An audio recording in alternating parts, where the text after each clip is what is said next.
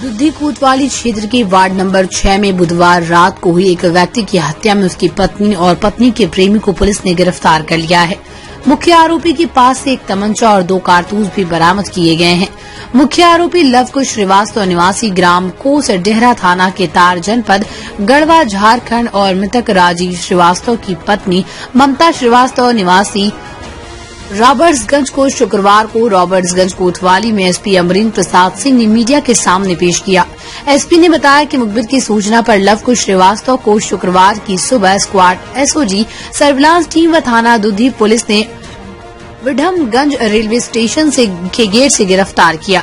जब वो कहीं भागने की फिराक में था, उसके पास से 315 बोर का एक तमंचा और 2 जिंदा कारतूस मिले हैं। पूछताछ करने पर उसने बताया कि मृतक राजीव श्रीवास्तव की पत्नी ममता श्रीवास्तव को वो काफी समय से प्यार करता है, वो भी उससे प्यार करती है।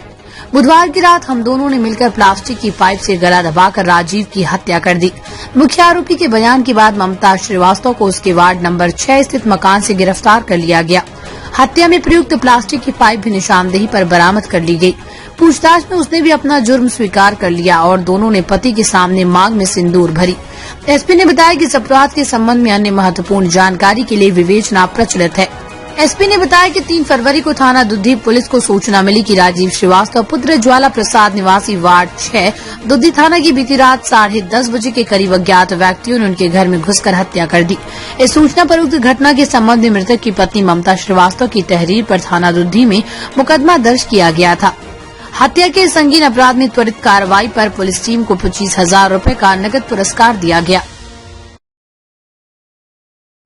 2/3 की रात्रि में दुधी में एक युवक की हत्या हुई थी, राजीव श्रीवास्तव का, और इसकी सूचना हम लोगों को यूपी 112 पे 4:02 पर जो मृतक है उसकी पत्नी के द्वारा दी गई थी।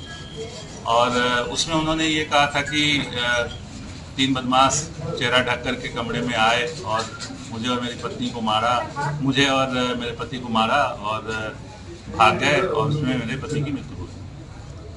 तो ये इवेंट जो है, जब हम लोग वहाँ पर पहुँचे और जब इसकी छानबीन की गई तो ये ज्ञात हुआ कि घटना का समय 10:30 से 11 बजे रात था और उसमें काफ़ी विलम्ब भी था सूचना देने में।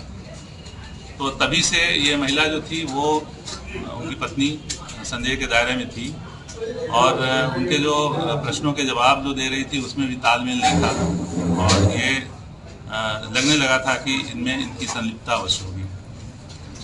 बाद में जब गहराई से पूछताछ की गई और इनके जो टेक्निकल डेटा थे मोबाइल वगैरह के, तो उनको देखा गया तो हमारी स्वाड सर्विलांस और थाने की पुलिस और इन लोगों ने उसका विश्लेषण किया तो ये ज्ञात हुआ कि इनका जो है बहुत लंबे समय से एक लवकुश श्रीवास्तव जो इनका रिश्तेदार ही है उसके साथ प्रेम संबंध भी चल रहा था और ये लगातार उसके संपर्क में थी। और उसके बारे में जब पूछताछ की गई तो फिर इन्होंने अपना गुनाह कबूल कर लिया और कहा कि लवकुश और इन्होंने मिल करके अपनी पति की हत्या की है। लवकुश की तलाशी की गई तो विडम्बगंज रेलवे स्टेशन से उसको गिरफ्तार किया गया और महिला को भी पूछताछ के बाद हिरासत में लिया गया है।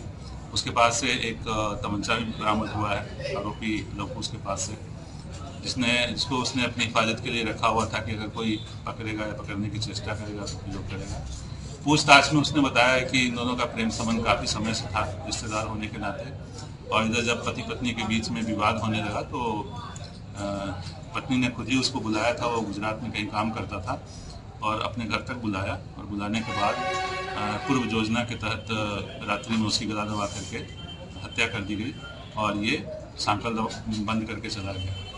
ये भी पता लगा है कि उसने रात्रि में ही उस महिला के साथ मांग में सिंदूर रख के, जो कि वो सूरत से ही लेकर के आया था, उसने एक शादी भी रचा ली और उसके गले में मंगलसूत्र भी डाल दिया।